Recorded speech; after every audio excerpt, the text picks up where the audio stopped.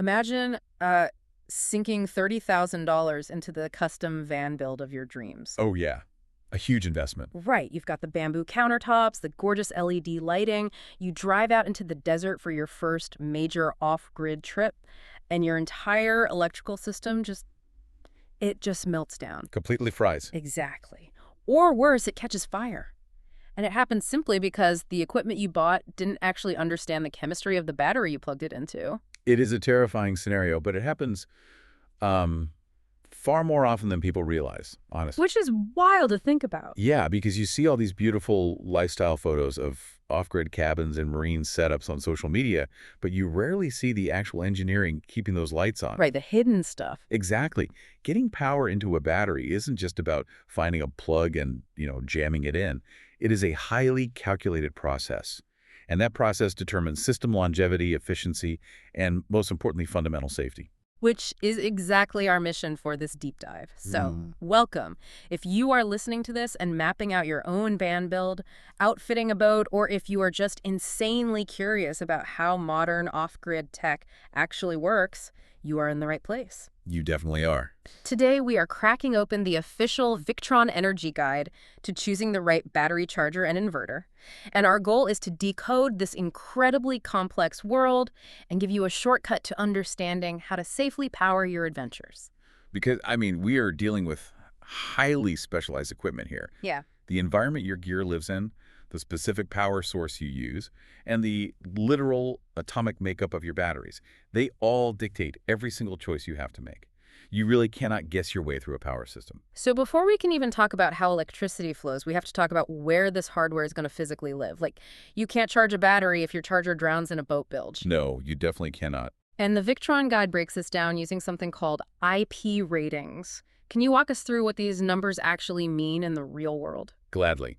So IP stands for ingress protection. Okay. It's a universal engineering standard that basically measures how well a device keeps foreign objects and moisture out. Because in mobile and marine power systems, the elements are constantly trying to destroy your electronics. Always. Dust, water, salt. Right, and Victron highlights three main tiers here. First, there's the BlueSmart IP22. This one is rated for indoor use. The first two means it's protected from solid objects larger than 12.5 millimeters. So, like, you can't accidentally stick your finger into the circuitry. Exactly, keeps your fingers out. And the second two means it can handle light dripping water, but only if it's tilted up to 15 degrees. Okay, so looking at those specs, the IP22 is basically a pampered house cat. A house cat, I like that. Yeah, it's built for a dry workshop or a residential garage where you might spill a glass of water, but it fundamentally needs a safe, climate-controlled environment to survive. That is a perfect way to look at it. It's a professional tool, but it assumes a totally benign environment. Then you step up to the BlueSmart IP65. Okay, what does that one do? That rating means it is totally dustproof, and it can withstand low-pressure water jets from any direction.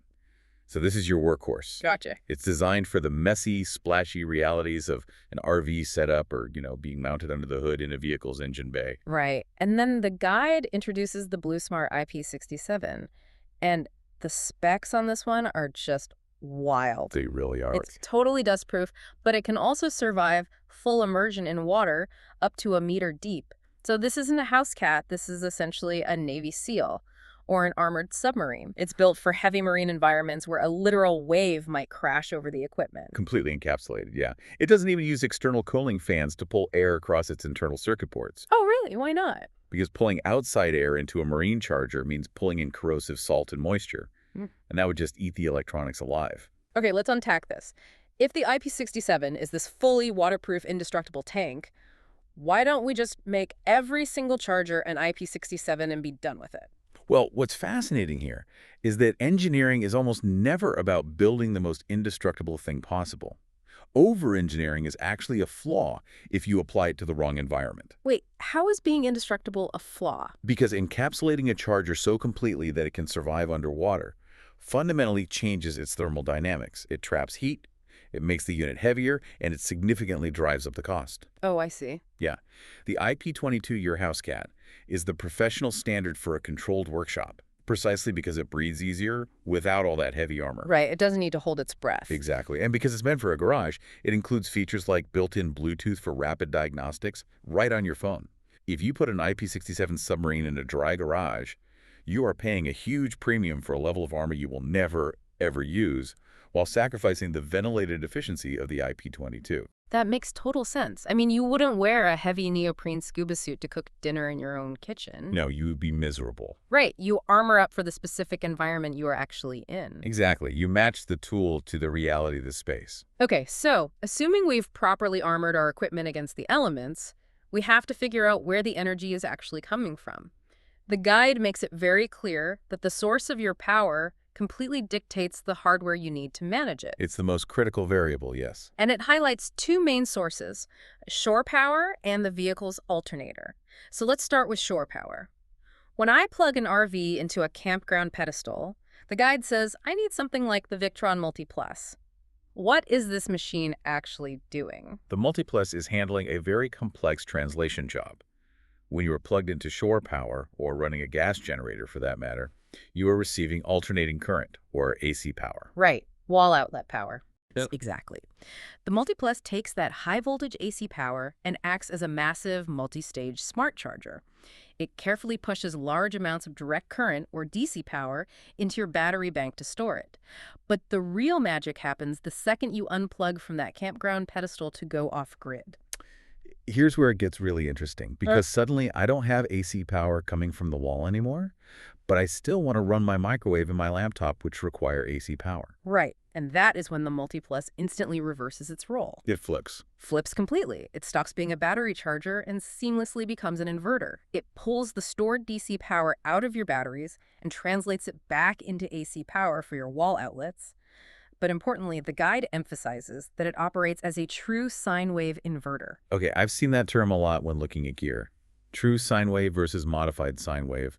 Why does the shape of the wave actually matter? I mean, electricity is just electricity, isn't it? Not to the delicate microprocessors inside your modern appliances, no. Think of an electrical wave like a physical road. A true sine wave is a perfectly smooth, freshly paved highway. The electricity flows in a natural rolling oscillation. Nice and easy. Exactly. A modified sine wave, which you usually find on cheaper, older inverters, is more like a staircase. It forces the voltage to jump up and down in jagged, blocky steps. Oh, that sounds harsh. It is. Simple things like an old incandescent light bulb don't care about the jagged steps. It's just a hot wire. But if you feed that blocky, jagged power into a modern refrigerator compressor or an expensive laptop charger, the microchips get totally confused. They can't read the steps. Right. The motors run incredibly hot, they buzz loudly, and over time that jagged power will physically tear the internal components apart.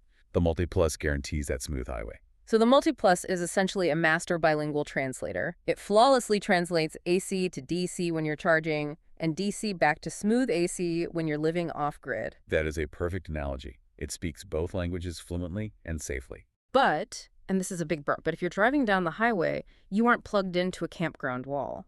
You want to charge your batteries using the vehicle engine's alternator. And for this, Victron says you cannot use the MultiPlus. No, absolutely not. You need a completely different device called a DC-DC charger, specifically their Orion series. Now, if I'm building out a van on a tight budget, I might be looking at this Orion unit and thinking, can I just skip this? People try. Right. Because in the old days, guys used to just run a really thick, heavy-duty wire straight from the engine's alternator all the way back to the house battery. Why can't I just do that Orion middleman out of the picture? Oh, if you try that trick on a modern vehicle, you will very likely destroy your engine's alternator and find yourself stranded on the side of the highway. Wait, seriously? Just from a wire? Absolutely. It comes down to how alternators have evolved over the years. An alternator generates electricity by spinning magnets inside coils of wire, right? Mm-hmm. And it is physically connected to the engine by a serpentine belt. Okay, makes sense. Generating that electricity creates a massive amount of physical drag on the engine. So the harder the alternator works to make power, the more fuel the engine actually has to burn to keep it spinning. Yes. And to meet strict modern emissions and fuel economy standards, engineers developed what's called the smart alternator. Ah, smart tech. Right. It is programmed to run only when absolutely necessary. It charges the small starter battery when you turn the key, or maybe it kicks on when you hit the brakes as a form of regenerative energy. but the rest of the time to remove that physical drag and save fuel. The smart alternator drops its voltage output to almost nothing. Oh, wow. So if I have a thick wire running from that smart alternator to my massive, totally empty camper battery in the back, what actually happens? One of two disastrous things. Either the smart alternator sees the engine running, assumes the tiny starter battery is full, and drops the voltage, meaning your massive camper battery gets absolutely zero charge while you drive for 6 hours. That would be so frustrating. Or worse, the massive empty camper battery forces the smart alternator to stay fully engaged. But here's the thing. Alternators are designed to top off a tiny starter battery for like 5 minutes. They're not designed to push 60 amps continuously for a 5-hour road trip. So it just overheats. Big time. If forced to do that, the physical drag generates so much friction and heat that the alternator will literally melt its own internal components and catch fire. So you are basically turning your engine's power plant into a grenade by forcing it to do a job it wasn't designed for. Precisely. Which is why the Orion DC-DC charger is non-negotiable. It sits between the smart alternator and your house battery, acting as a highly intelligent traffic cop, or really a pressure valve. Okay, so how does it fix the problem? It takes whatever chaotic, variable voltage the smart alternator is spitting out, and it safely manages it. The guide mentions it can boost or buck the power. I need an explanation on that. What does it actually mean to buck power? Think of it like a water pipe. If the alternator is suddenly surging and sending way too much electrical pressure, the Orion bucks it. It essentially constricts the flow so it doesn't blow out your sensitive house battery. Oh, I see. And if the alternator drops its voltage too low, because it's trying to be smart and save fuel, the Orion boosts it. It pumps up the pressure so the battery can still receive a steady charge. Wow. Yeah, it limits the total current draw to protect the alternator from burning out, while delivering a perfectly smooth, customized flow of energy backward to the battery. And the guide also notes that the Orion integrates with Victron MPPT solar controllers, right? Yes, MPPT stands for Maximum Power Point Tracking.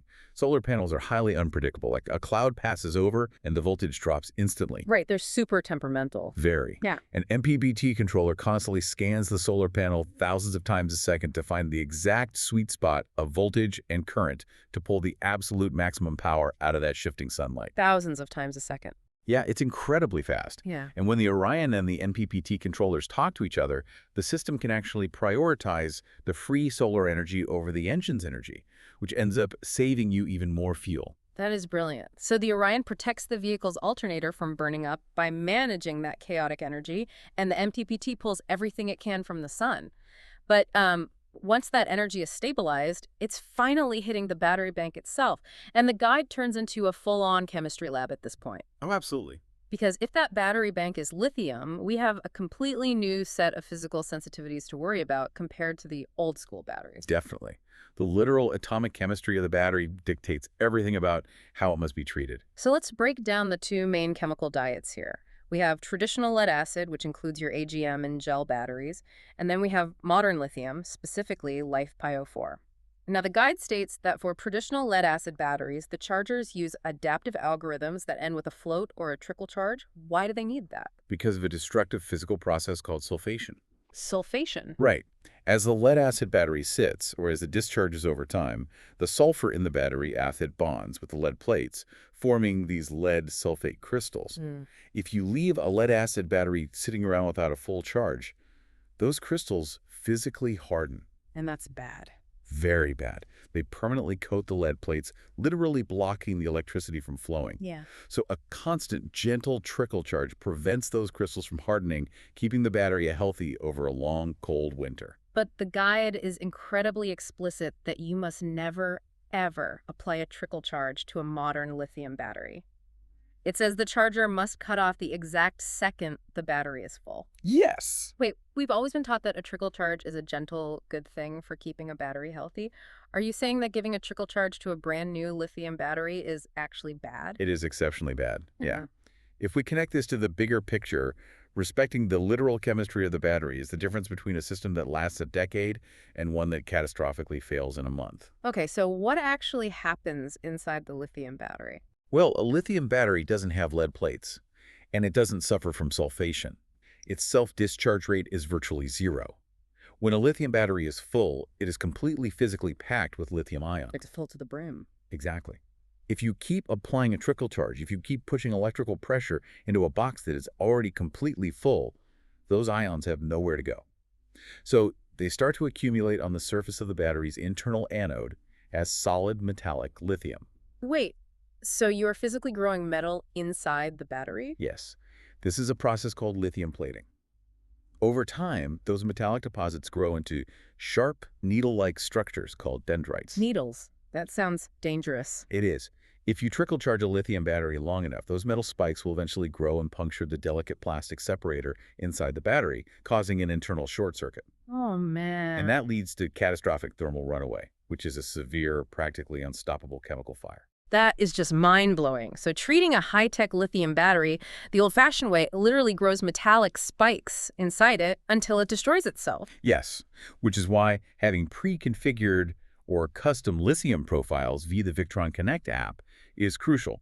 You tell the system you have a lithium battery, and the charger knows to completely shut down the flow of electricity the millisecond it hits capacity. Yeah. It respects the chemistry. That is wild. Now, while we are looking at the overall system design, the guide brings up the voltage of the whole battery bank. It mentions 12-volt, 24-volt, and 48-volt systems, noting that 48-volt is specifically used for high-power, off-grid setups. Right. If I'm building a system to run a heavy load, like, say, an air conditioner on my van, why wouldn't I just stick to standard 12-volt equipment? Everyone knows 12 volts. It comes down to basic physics, specifically Ohm's law. Okay. Power is a combination of voltage, which is the electrical pressure, and amperage, which is the physical volume of electrons flowing through the wire.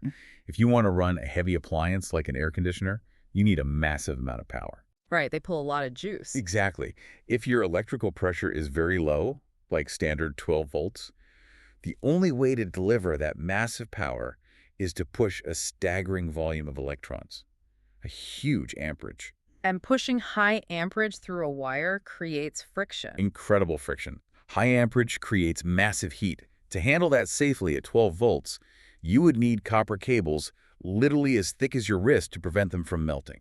Oh, wow. Which is terribly expensive, super heavy, and physically difficult to bend around corners in a small van or a boat. So by stepping the whole system up to 48 volts. You are multiplying the pressure by 4. And because the pressure is 4 times higher, you only need 1/4 of the volume, 1/4 of the amperage to deliver the exact same amount of power to that air conditioner. That's amazing. Less amperage means much thinner, cheaper, easier to manage wires, zero heat buildup, and a dramatically safer system overall. That is such a brilliant way to solve the problem. Just increase the pressure to shrink the pipe. But, knowing the chemistry and the voltage is completely useless if you apply the wrong amount of charging force in the first place. The guide has a golden rule for sizing your charger, right? This is very important. It says the amperage output of your charger should be 10 to 25% of your battery bank's total amp-hour capacity. So what does this all mean? If I have a 200 amp-hour battery, I need a charger that outputs somewhere between 20 and 50 amps. This really feels like a Goldilocks situation to me. How do you mean? Well, if I use a tiny 5-amp charger on a massive 300 amp-hour battery, the porridge is too cold, it's going to take like 4 days to charge, and if I'm simultaneously running a fridge, I will mathematically never catch up. Very true. But if I throw a massive 100-amp charger onto a tiny 50 amp-hour battery, the porridge is way too hot. I'm forcing so much volume in so fast that I'll stress the cells. I have to land right in that 10 to 25% sweet spot. You've hit on the exact mechanism there. The chemical reaction inside a battery, the actual physical movement of ions from one side to the other, takes physical time. It's not instantaneous. Right.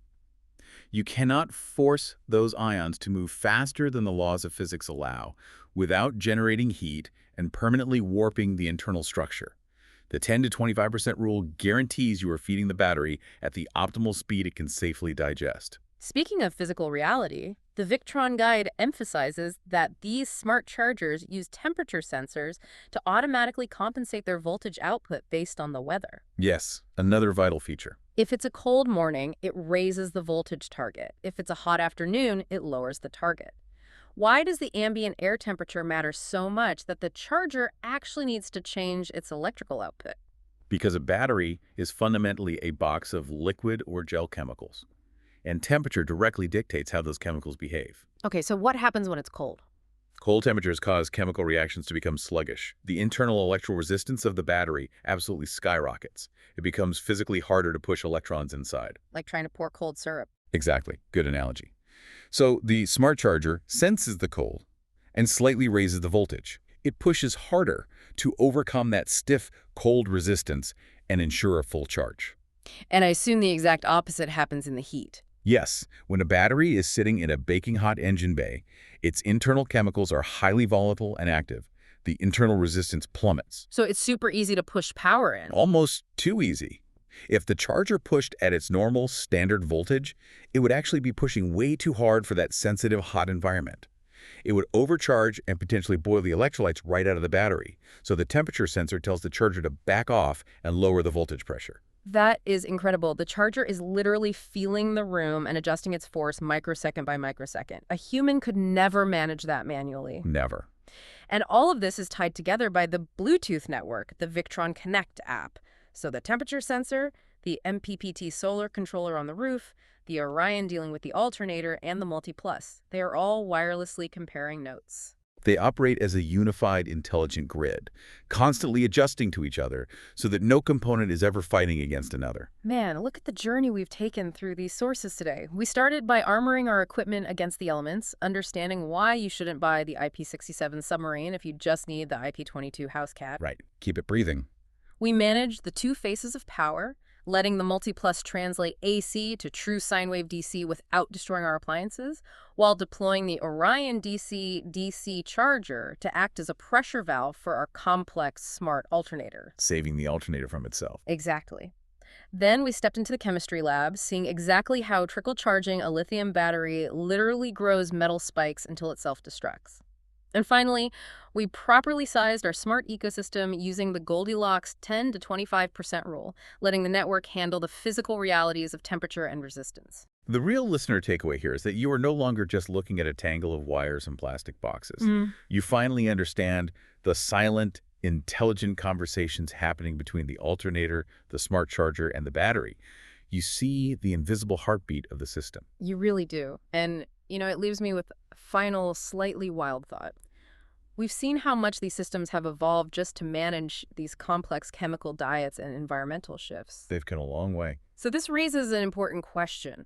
If our chargers are now smart enough to instantly analyze chemistry, automatically adapt to the ambient weather, and wirelessly network with solar panels to prioritize free energy, are we rapidly moving toward a future where our RVs, our marine vessels, and our off-grid homes become entirely self-aware, autonomous microgrids? That is the big question. Right. Are we approaching a reality where the system literally predicts our power needs based on the weather forecast and our daily habits, rerouting energy before we even reach for a light switch? I'll say this.